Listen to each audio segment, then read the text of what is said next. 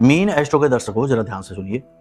बहुत सारे लोग हैं जो हमारे पास आते हैं, अपनी कुंडली लेकर आते हैं, कहते हैं गुरुजी मन बहुत खराब रहता है।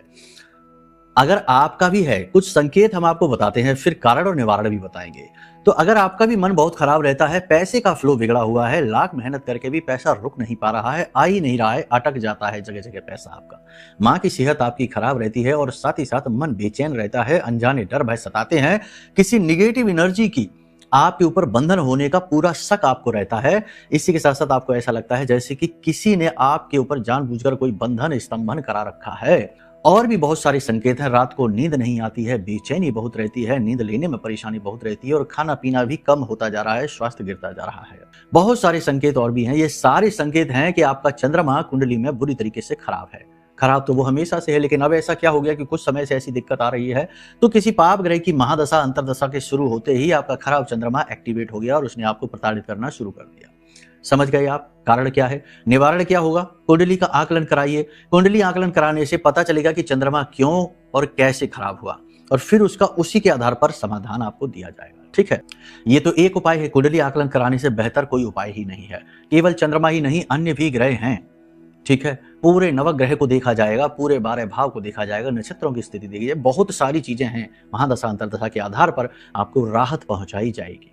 तो पहली चीज तो ये हो गई, ये कर लीजिए। इसी के साथ साथ 2-3 चीजें हैं जिन्हें आप करना शुरू करिए। सबसे पहला, चंद्र त्राटक। घर की छत पर चले जाइए रात्रि के समय और चंद्रमा को एकटक होकर देखिए जब तक कि आंख से आंसू ना आ जाएं। उसके बाद पलकें झपका लीजिए, आंख बंद करके बैठिए और थोड़ी देर के लिए चंद्रमा की शीतलता को महसूस करिए। पहला उपाय ये है। दूसरा, माँ और माँ की उम्र के समान महिलाओं का भूल कर भी अपमान नहीं करना है और उनके पैर छूकर आशीर्वाद लेकर ही घर से बाहर निकलना है, आपका कल्याण हो जाएगा।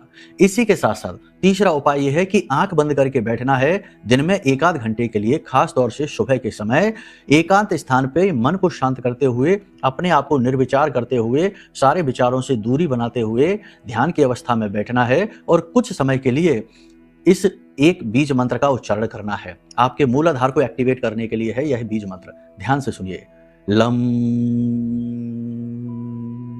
अब इसकी वाइब्रेशन को महसूस करिए अपने मन मस्तिष्क तक। जब आप इस मंत्र का उच्चारण करेंगे तो 5 से 7 दिन की मेहनत के बाद ही आपको अपने जो जमीन से आपका स्थान टिका हुआ है बैठते समय, वहां पर वाइब्रेशन महसूस होगी और आपका काम बनना शुरू हो जाएगा। बहुत सारी और भी चीजें, विधियां हैं, बताई जा सकती हैं अगर आप संपर्क करेंगे तो। प्रेम से बोलिए जय माई की।